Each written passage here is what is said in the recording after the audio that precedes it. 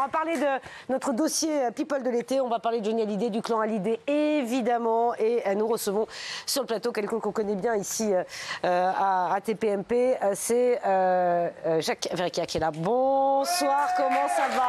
Ravi de vous rencontrer. Allez, je vous en prie, installez-vous. Alors, vous allez dire bonjour à tout le monde? Ah, c'est des coups. Roland. Bonjour. Ah, bah, oui, bonjour à tout le monde. Ah, on adore. On adore, hein. On est bien.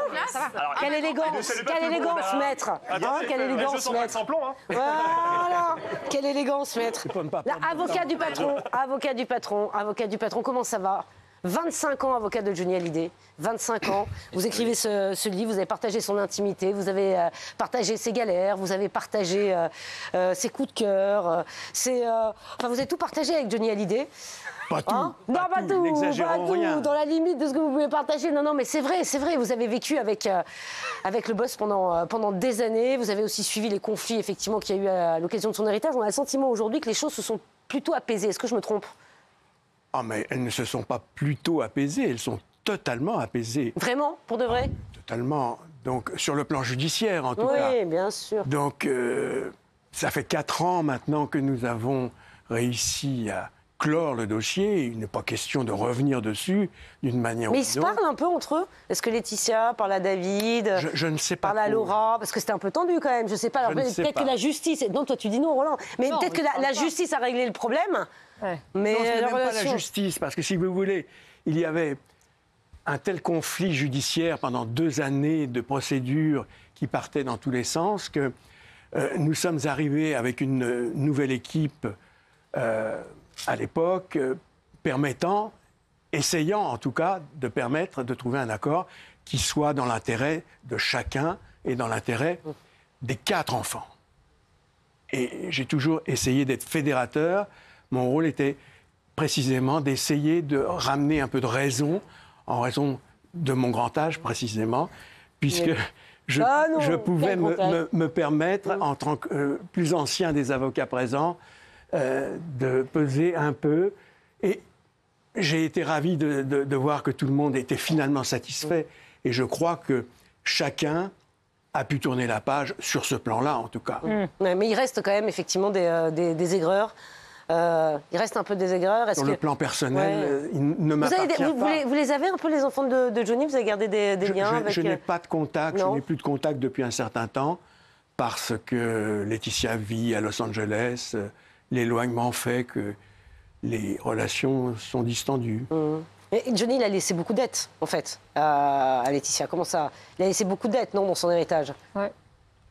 Je le développe un peu dans mon récit. On ne peut pas dire qu'il ait laissé vraiment beaucoup de dettes. Parce que lorsqu'il est parti, il avait, lui, l'impression qu'il était parfaitement à jour, hormis un contentieux que tout le monde connaît, je peux en parler. Il n'y a pas de violation de secret professionnel. Toute la presse l'a assez dit. Il y avait un contentieux sur une précédente tournée de l'ordre de 11 ou 12 millions d'arriérés, mais qui est courant dans le spectacle lorsqu'on fait ce métier à ce niveau-là. Et c'est tout ce dont il était informé. Donc lorsqu'il a disparu, les dettes qui sont apparues ensuite, lorsque l'administration fiscale française s'est penchée sur la succession, il n'en avait pas connaissance. Incroyable. Vous avez évidemment beaucoup d'histoires à nous raconter, des témoignages à apporter. Elle est vendue, la maison de Marne-la-Coquette, ou pas? Non. Non, elle n'est toujours pas vendue, toujours pas vendue. On est avec celui qui a écrit ce livre, l'avocat du patron, avocat de Johnny Hallyday pendant 25 ans, Jacques Verrica, qui est avec nous juste avant la pause. On évoquait effectivement le règlement du litige autour de l'héritage de Johnny Hallyday. On en avait parlé, ça avait été très médiatisé. C'est vrai que c'était un peu comme l'affaire Delon aujourd'hui qui fait écho. Alors, pas l'affaire d'héritage, là, mais ils sont en train de se disputer et se déchirer. C'est vrai qu'on a vu la famille Hallyday se déchirer. Et on a vu, et ça c'était peut-être un peu plus touchant, peut-être pour les Français, les frères et sœurs se déchirer. David Hallyday avait ouvert la porte à ses 2 petites sœurs. On va réécouter peut-être cette séquence. Il était chez nos confrères de RTL. Il avait ouvert la porte et les petites sœurs, elles ne sont pas prêtes peut-être à renouer le contact. Alors, regardez. Par semaine, on a entendu vos deux demi-sœurs, Jade et Joy, dire que les relations étaient difficiles avec vous et avec l'autre partie de la famille. Ça vous a fait mal au cœur, vous qui parlez depuis de longues minutes de transmission et d'héritage? Non, vous savez, non, parce qu'elles sont jeunes, elles ont le temps de grandir, d'évoluer dans la vie et puis de comprendre certaines choses. Donc je leur en veux pas du tout. On ne comprend pas tout quand on a leur âge. Ça reviendra? Est-ce qu'il faudra faire un pas vers elle, vous qui êtes plus vieux, qui êtes père maintenant? Il ne faut pas forcer les choses. Ouais. Ça ne sert à rien de forcer les choses. Quand on a entendu des trucs toute ta vie, tu n'es forcément pas très enclin à y aller au début, mais elles le savent. Je l'ai suffisamment dit que ma porte est ouverte et que c'est mes sœurs et que je les aime. Et quand elles seront prêtes, mûres et prêtes, elles seront toujours bien accueillies. Donc il n'y a pas de souci. Voilà. Bon, c'était un très joli message qu'avait fait passer David à ce moment-là. C'est un très beau message qu'avait fait passer David à ce moment-là à ses sœurs qui lui avaient répondu via les réseaux sociaux. Je ne sais pas, ça va s'afficher effectivement des tweets comme quoi elles n'étaient pas du tout prêtes effectivement à renouer avec leur grand frère. Elles ont grandi. Jade et Joy, vous avez des nouvelles? Est-ce que... Non, pas particulièrement. Non. Je me garderais bien de formuler une quelconque opinion sur, c'est pas une opinion. Sur des relations personnelles. Mais c'est compliqué quand même. Dont je ne sais rien d'ailleurs. Ouais. Non, jamais. David, vous le sentez effectivement qui avait été blessé peut-être par toute cette séquence. Vous savez, tout le monde, je pense, a vécu dans cette famille une épreuve intolérable. Est-ce que je peux poser une question? Pardon. Est-ce que c'est lui qui justement qui avait merdé un peu, qui avait mal préparé le truc en fait? Johnny. Ah, Johnny, mais très certainement, oui. Ouais. Très certainement. Ouais. On disait effectivement, on parlait de ces deux petites filles aujourd'hui, de ce clan Hallyday qui aujourd'hui est dissous. Vous le voyez comment, vous, qui avez partagé la vie de Johnny pendant 25 ans? Aujourd'hui, il vous en reste quoi Si vous voulez, c'est l'objet et le propos de mon récit. C'est que je ne suis pas du tout dans le cadre d'un journalisme people. Je raconte ma trajectoire. Pendant près de 60 années de collaboration. D'une part, en tant que pianiste, parce que j'ai commencé en tant que musicien professionnel pendant 15 ans, et ensuite en tant qu'avocat, qui est devenu l'avocat des artistes, des chanteurs, dont une des plus grandes stars françaises, pendant 25 ans. Donc c'est ce parcours, modestement... Non, pas modestement, vous avez partagé 25 ans la vie de Johnny Hallyday, vous avez vécu dans son intimité. Le parcours sur 50 années, modestement, par rapport à son parcours, à lui qui est extraordinaire, c'est ça que je... Mais dans l'intimité, effectivement, les conséquences, c'est pareil pour la famille Delon, effectivement, les frères et sœurs se déchirent. Est-ce que Johnny Hallyday veillait effectivement... parce que vous disiez qu'il était un peu à part de tout ça, et de son héritage, et de ce qu'il avait comme argent et tout. Est-ce qu'il était un peu exclu de tout ce qui se passait dans sa famille? Certainement pas. Il était au courant? Ou alors on disait, attends, laisse-le tranquille, il y a des concerts à moi. Je l'ai toujours vu très vigilant en ce qui concernait sa famille, que ce soit son épouse ou ses enfants. Ses 4 enfants. Vraiment? Parce qu'on a l'impression que David et Laura avaient... Enfin, c'est un peu ce qu'ils ont dit d'ailleurs, qu'ils avaient été un petit peu... Ils se sentaient exclus par rapport aux deux petites. Les médias ont beaucoup exagéré. Les médias ont beaucoup exagéré. Mais ils l'ont dit, ouais. Roland? Non, moi je pense que quand Johnny est parti, le procès donc, a éclaté sur la succession. Il s'avère que les deux petites étaient enfants, étaient mineures. Donc effectivement, elles étaient sous la coupe totale de leur maman. C'est pour ça que je suis intervenu uniquement pour les deux petites filles mineures. Voilà, et on avait 2 grands majeurs. David qui était déjà papa, Laura qui allait le devenir, qui allait devenir maman. Donc deux adultes, eux, qui ont pris de plein fouet effectivement ce procès et qui se sont opposés, on va dire frontalement, à Laetitia. Du coup, ces deux petites, aujourd'hui, ont été totalement, il faut le dire, instrumentalisées par la maman. Donc, elles n'ont pas été élevées dans la bienveillance, j'ai envie de dire, à l'égard du frère et la sœur qui avaient engagé ce procès. Quand on fait une procédure, c'est jamais agréable. Et donc, effectivement, David l'a dit, ma porte restera toujours ouverte. Mais il n'a rien fait pour engager et le lien, rétablir le lien. Et elle-même, il attend très certainement que ces deux petites deviennent mûres, majeures, capables de penser par elles-mêmes, d'avoir envie de faire un pas pour essayer de comprendre mieux la situation. Et je pense que David et Laura répondront à ce moment-là. Mais ils ne vont pas faire de forcing, ça c'est sûr. Et aujourd'hui, ces deux petites, on les a vues plusieurs fois dans des interviews. Ce qu'elles disaient semblait ne pas venir directement. Ça semblait. Je n'étais pas là, mais ça semblait. Mais Jacques, ce que dit Roland, c'est très très intéressant. Moi, je ne suis pas du tout informé des dernières... des informations et de savoir, effectivement. Je dis juste votre sentiment. Est-ce que vous pensez que ce que dit Roland, effectivement, c'est que ces deux petites filles, elles étaient un peu jeunes, un peu trop jeunes peut-être pour comprendre tous les enjeux. C'est ce que dit David sur RTL. Il dit, bon, écoutez, elles sont un peu petites, elles ne comprennent pas les enjeux. Est-ce qu'elles ont été instrumentalisées, selon vous ? Sans le vouloir, peut-être. Instrumentalisées, peut-être pas, mais elles n'étaient pas du tout informées, en tout cas. Personne, pratiquement, n'était informé dans cette histoire. C'est pour ça que je réponds à mon excellent confrère Roland, en disant que à qui revient la faute originaire? On le sait maintenant.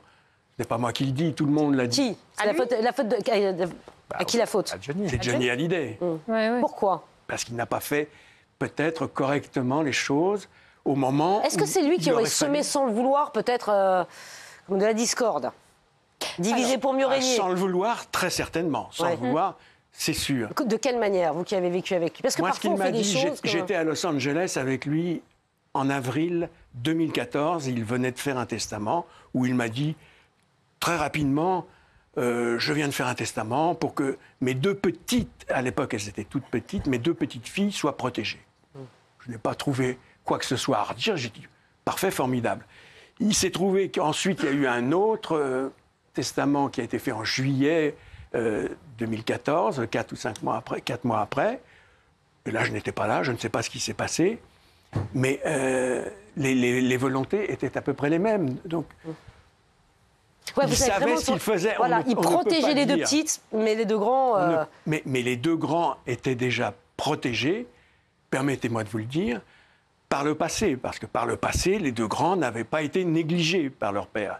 Leur père avait été assez large par le passé pour qu'on ne puisse pas voir dans la presse Johnny Hallyday a déshérité ses deux enfants. La difficulté, c'est qu'il aurait pu en parler aux deux grands et qu'il n'en a pas parlé aux deux grands. Nous sommes d'accord. Et donc, s'ils avaient été aussi bien protégés qu'il le pensait, je pense qu'il aurait pu le dire. Or, s'il ne l'a pas exposé, c'est que les deux grands devaient estimer ne pas avoir été protégés au même titre que leur d'où effectivement ces tensions et ces crispations qu'il y a eu. Dans toutes les familles, effectivement, il y a souvent des tensions, des histoires, le sentiment d'être moins aimé. C'est ce qui explique les guerres d'héritage. Je voudrais qu'on écoute, Jacques, on a un extrait audio. C'est vrai que Johnny, vous appelez à n'importe quelle heure du jour et de la nuit. Mais quand je dis n'importe quelle heure du jour et de la nuit, en pleine nuit, Johnny Hallyday pouvait vous appeler.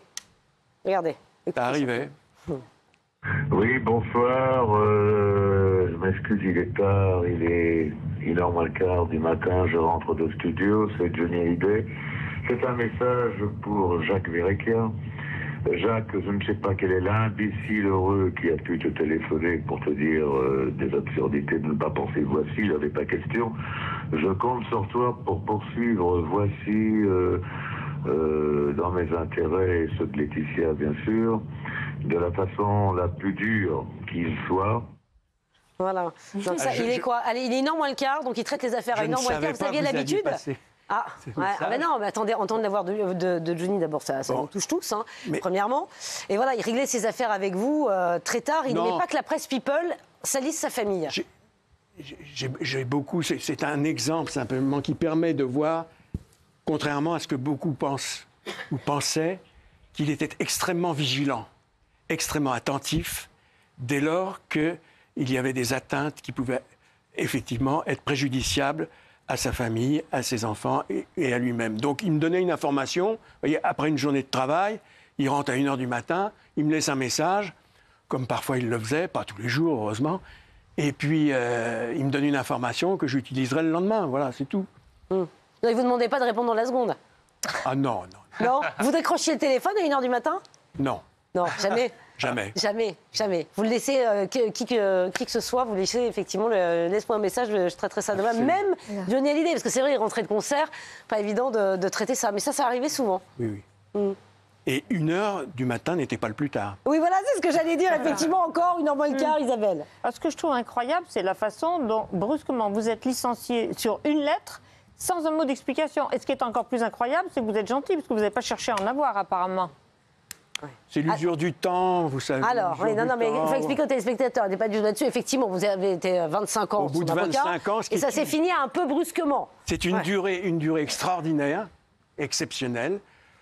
C'est qu'il y trouvait son compte, parce que si il n'avait pas été satisfait de ma présence ou de mes services en 48 Ça n'aurait pas duré heures. 25 ans. C'était facile pour lui de m'écarter, comme j'en ai vu des dizaines écartés. Donc s'il ne l'a pas fait, c'est que tout allait bien, jusqu'au jour où, sous la pression peut-être d'un certain entourage professionnel, personnel, je ne sais pas, et je n'ai pas voulu le savoir, ce qui m'a permis de rester ensuite, après un certain temps de latence, toujours ami avec lui, jusqu'à la fin, jusqu'en 2017, jusqu'au moment où il disparaisse, puisqu'on s'est retrouvés à Los Angeles, où il habitait, et moi je travaillais avec un cabinet américain à l'époque. Donc on se voyait à Los Angeles sans que je ne travaille avec lui. C'est quand la dernière fois que vous avez vu Johnny? Eh Vous lui avez parlé? Eh bien, c'est son dernier concert, le 5 juillet 2017 à Carcassonne, où je suis allé le voir, sa dernière montée sur scène. Et il est venu me voir backstage ensuite, quand il descendait de scène, avec Laetitia à son bras. Et il m'a dit, il faut absolument qu'on se revoie quand je rentre à Los Angeles en septembre, parce qu'il partait en vacances à Saint-Barth. Est-ce que tu as mon numéro de portable? Il me redonne son numéro de portable devant tout le monde. Et il me dit, tu sais, c'est le même que celui de Laetitia, mais les deux derniers numéros ne sont pas les mêmes. Bon, on sait tous ce qu'il en advint, puisqu'il ne repartit jamais. Il est décédé en décembre à Los Angeles, puisqu'en revenant de Saint-Barth, il fut coincé à Paris par les soins intenses qu'il devait subir. Tout ceci pour vous dire que la dernière fois que je le vois, le 5 juillet 2017, c'est la dernière montée sur scène, mais la boucle est bouclée pour moi en ce qui me concerne, puisque la première fois où je le vois sur scène, c'est le 20 septembre 1961, premier Olympia. J'étais dans la salle du premier Olympia en 1961. Donc 57 ans entre les deux. J'avais fait le premier concert où je découvrais tout, et le dernier, qui était la dernière fois, effectivement, où je le voyais, où je lui parlais réellement. Il m'a envoyé un email après, en octobre, mais je ne l'ai pas revu. Merci beaucoup, en tout cas. Il y a plein de choses passionnantes à découvrir dans votre livre, Avocat du patron, le récit de 50 ans de vie d'aventure aux côtés de Johnny. C'est vrai que c'est très émouvant, là. On est tous touchés par ce que vous venez nous raconter. C'est gentil. Ouais. Non, mais si, c'est touchant. C'est extrêmement touchant. Merci beaucoup, en tout cas, d'être venu sur le plateau de TPMP, même l'été. Merci beaucoup.